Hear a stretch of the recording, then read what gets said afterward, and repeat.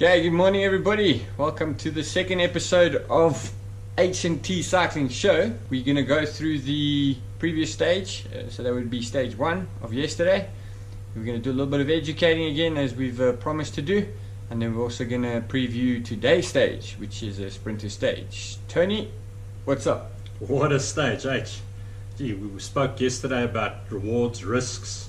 We had it all, eh? You had winners and losers yesterday in the stage. Terrible weather. Not the greatest weather for the start of a tour stage. You know, some guys were big losers though yesterday. Yeah, absolutely crazy stage yesterday. The weather playing a massive part in what was going on. Biggest talking point would be Alejandro Valverde, who is one of the guys that were probably going to be tipped for at least a top 10 finish, maybe even a top 5 depending on how his form was. Unfortunately now we're not going to know because he took maximum risk and he ended up hitting the deck hard. Tony? Yeah, broken kneecap, so his tour done and dusted. The sad thing there is he was really going to be a very important man for Quintana on their GC aspirations. So while they'll still be able to make it work, that is a strong team, he's really one of the guys that you don't want to lose. There were quite a few other accidents yesterday as well. We saw some guys slipping off spectacular crashes into barriers, getting back on their bikes, not quite knowing where they were going or who they were, I'm sure. Yeah. But yeah, they got back on, they made the finish. You know, it was tough conditions. If you think back to 1995, same thing happened with Chris Boardman. It was a miserable day at the start of that tour. Chris Boardman went down, ate some tar. It was so bad that day that Indurain even decided not to ride a time trial bike. He rode his normal road bike. 3 weeks later, he won the tour, he won the yellow jersey. Risk and reward, was it worth it for Alejandro Valverde to take those risks? Hell no. He's a GC contender, also very experienced rider. Why would he even have considered taking those risks? You know, we can ask those questions all day long. Unfortunately, he's paid a big price for taking those risks and he's now out of the tour. If you guys want to see how big that crash was, you can go and check on the link that we're going to post on this video as well in the description. You'll be able to find him hitting the deck at about 1 minute 30 seconds in.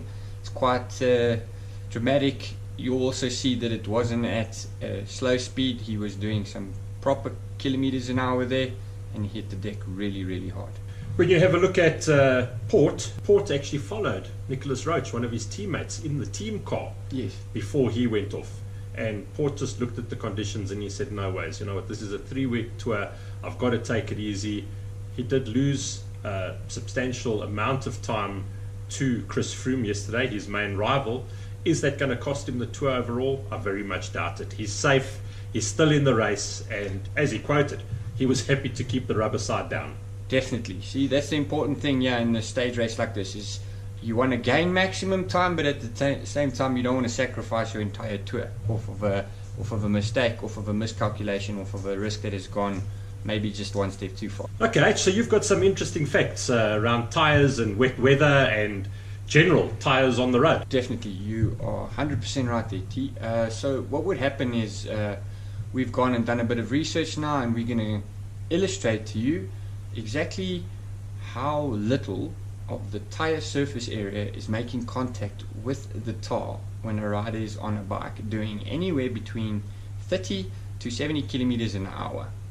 So the stats are as follows. We've also put a link on the description so that you can go click on the link, have a look at it, do a little bit more reading so to give you a bit more understanding on exactly what we're talking about.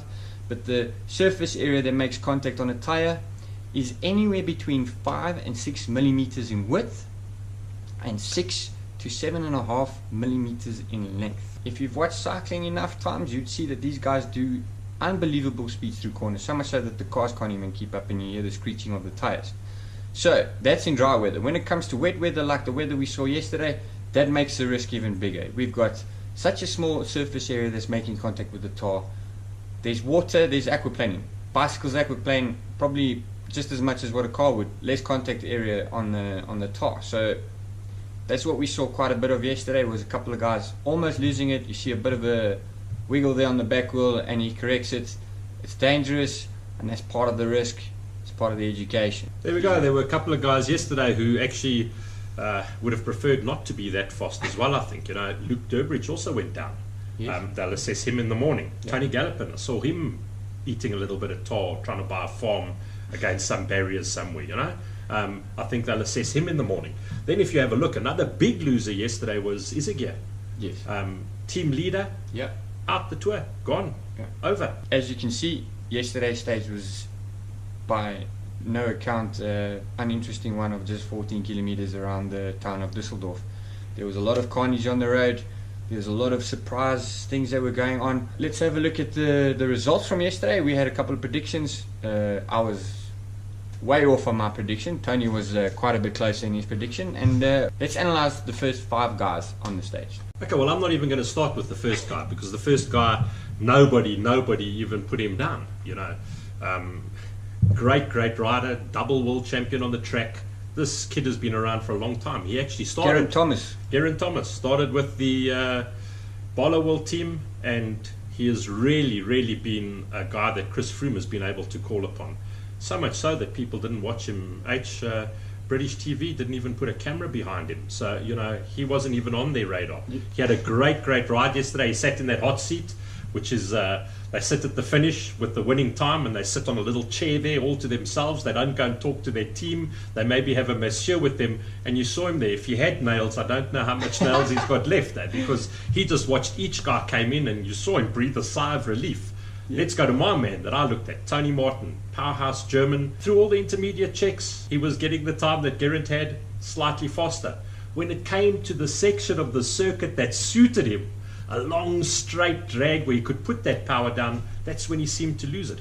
I think the occasion got to Tony Martin yesterday. So just another interesting fact on that. One of the commentators yesterday on the show that we were watching the live channel on, he said, do you know that Tony Martin rides a 58 chainring on the front?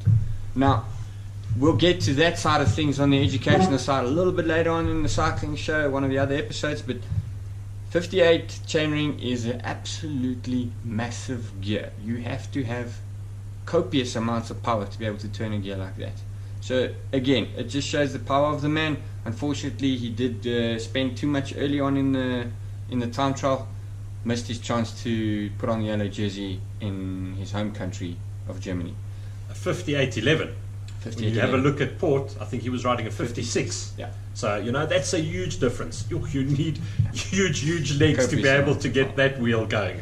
But yeah, we'll have a look at that in a later stage. Let's go back to some of the other results. Yes. Team Sky, brilliant results. As a team, top team yesterday after the stage. Most definitely. How many of their guys in that top 10 on GC? So we had 4 Team Sky riders in the top 10, including Chris Froome, which is the GC favorite, the guy that Team Sky has based the team around on. And for me, that was just a pure statement of strength. How strong is this team? Well, 4 Team Sky in the top 10. That's how strong they are. You know, Chris Froome is in form. Richie Port got the best of him in the Criterium de Dauphiné in the time trial. Opening time trial of the Tour, Chris Froome puts at least 30 seconds into his closest rival, including Richie Port. Now, that might not say much, but it's the first blow in the whole big fight for the yellow jersey.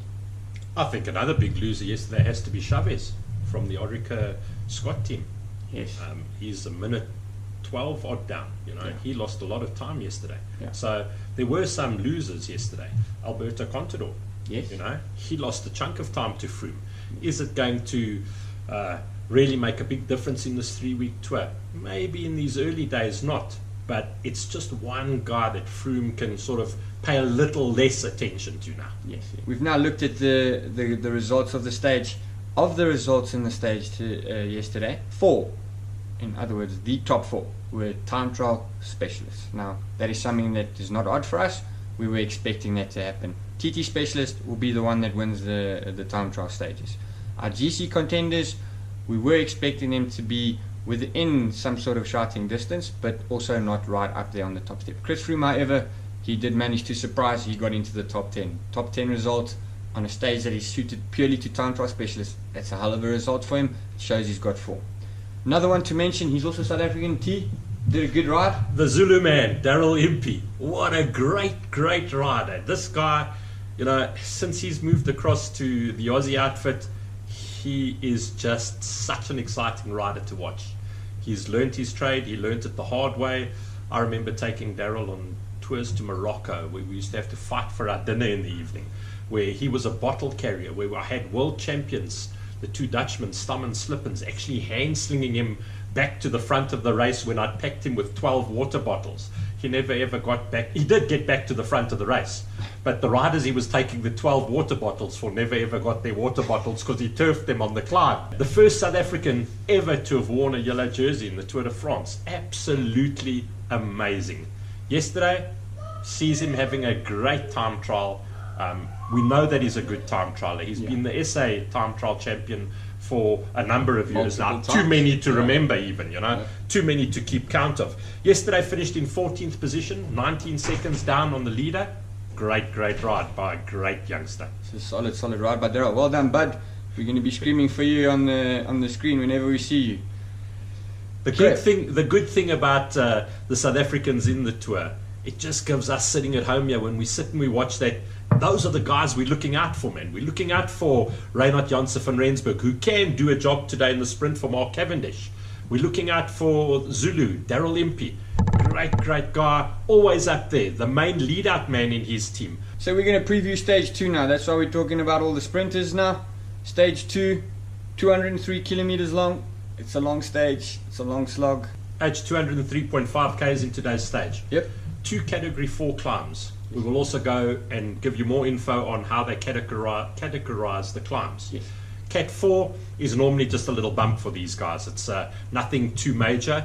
But Cat 4, have a look, 6.5 k's into the stage. Today is the first Cat 4. You can expect guys looking to try and have a King of the Mountains jersey at the end of this stage to actually try and attack right from the gun. Yep. Pick up those early points at 6.5, pick up the points closer to the finish again, and suddenly your team is sitting with a King of the Mountains jersey.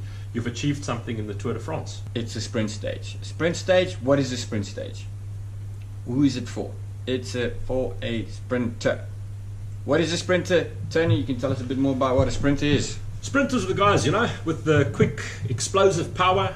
It's not a guy who wants to sit at the front of the race the whole day. It's not a guy who really enjoys anything over a Cat 3 climb.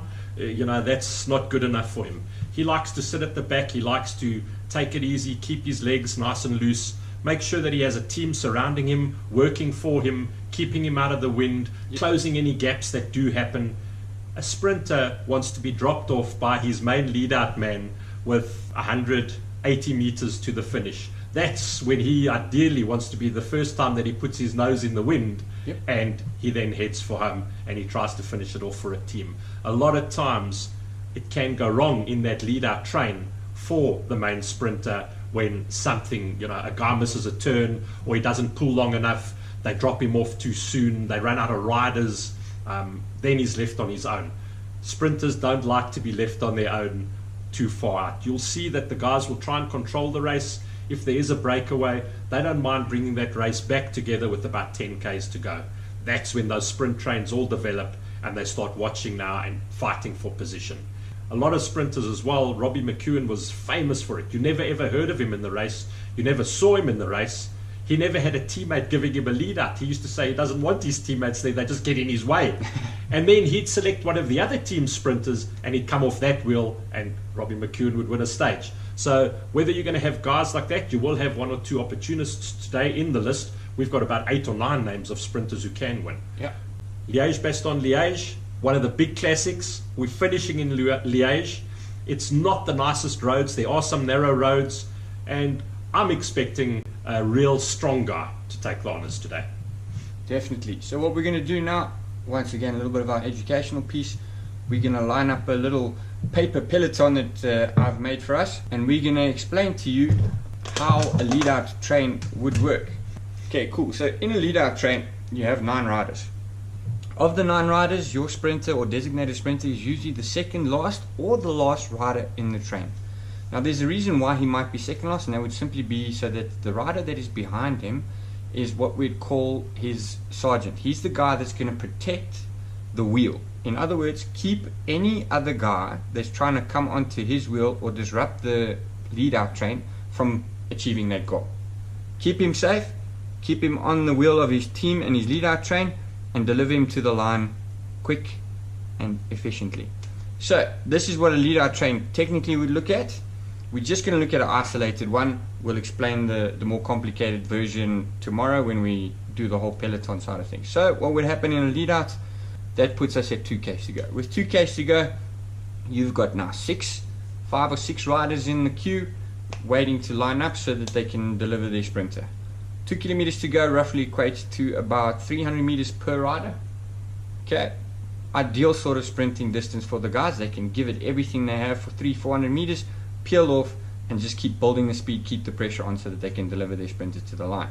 So that would happen systematically. 300 meters, after 300 meters, rider number 3 peels off. There's 6 left. It's chaos now. There's a whole lot of other trains trying to pull up, trying to get involved. We'll explain that when we do the stage tomorrow.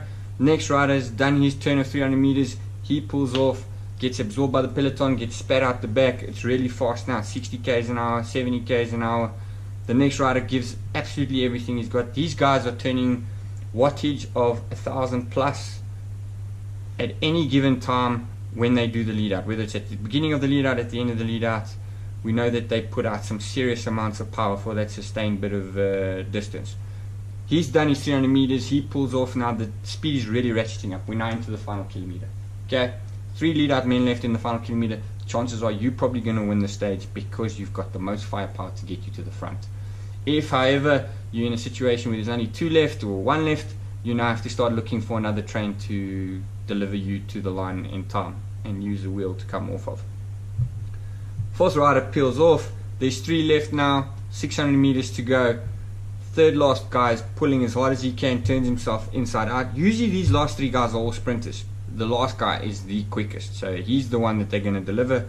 Big turn of speed, turns off 65-70 k's an hour. The last rider digs deep, goes absolutely full gas, delivers the sprinter. Sprinter then has his job to do. Last 200 meters, he's got to give everything he's got, putting wattage out upwards of 1,500 watts at a peak sprint, averaging around about 1,200 watts, getting to speeds of up to 80-90 kilometers an hour when he crosses the line.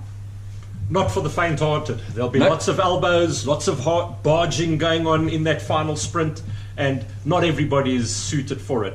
Henry's example there was ideal. Please, gee, if I can get to the finish line and have 8 of my teammates around me still, that's great. Some of those teammates on the harder stages would have been shelled early in the race. They would have done too much work. So those guys may not always have, you may not always have 8 teammates ahead of you. The interesting thing this year is the UCI has made a change. When you get into the last 3Ks and you have a crash or you come down, you get given bunch time. What they've done at the finish this year, H, is that when you get to the finish line, there's got to be more than a 3-second gap for it to count as a different time. Yes. So it used to be 1 second. Yes. If there was a 1 second gap and I finished in 1 hour and 1 second, there was a gap to you, they would give you the 1 hour and 2 seconds. Yes. Now they're allowing a 3-second gap there. What that's doing is some of your non-sprinters, but your GC guys who happen to be there in the mix at the end, yes, who can't really handle that tight, looking for small gaps, elbows going and changing line and having to make quick decisions on the bike, it just takes the pressure off them a little bit, that they're not losing time, yes, on a finish like that. So that's also an important side of things. We'll cover the rules as far as the 3 kilometer rule goes, the 3-second rule now. This is all just to make the racing a little bit safer, less chaotic. I'm sure if you watch the stage today, those last 5 kilometers are super chaotic. Have a look at it, see how much chaos is going on. There's a lot of movement going on, there's a lot of argy-bargy. Inside that peloton, it's stressful, it's high stress. You will have to have cat-like reflexes, it's super fast. Who's the sprinters? Who's the super fast guys for today? H, I've got to say, the way Kittel rode yesterday, I fancy his chances. He has got some very good form. He's a guy who likes that kind of a finish, but then Sagan might not have the explosive power that Kittel has, but it's also a finish that suits Sagan. Yes. We can't sit on the fence. I can't choose all 8, 9 of them. So I'm going to go with Kittel being up there. I'm going to go with Sagan being in the mix. And I would love to see the Zulu boy. I would love to see Daryl Impey in the mix today. But he would have done his homework. He's not a slouch when it comes to looking at something that suits him and targeting it. And he may very well have a chance of going into that green jersey today because He has 2 points in the competition from yesterday, and the other sprinters didn't score. So if he can get up there near the front, he's got a very good chance today. So my pick for today would be Arnaud Demar. He's won the French national champs, so he goes in as the French national champion. He's got form. Marcel Kittel's also one of the guys on the list. Let's not forget Mark Cavendish. You know, there's the pool of sprinters in this year's tour is deep. I'm going to pick Mark Cavendish. Come on, H. Just because he rides for the South African team, I have to, because we're a South African show. And then I'm going to go with my man Arnaud Demar from France.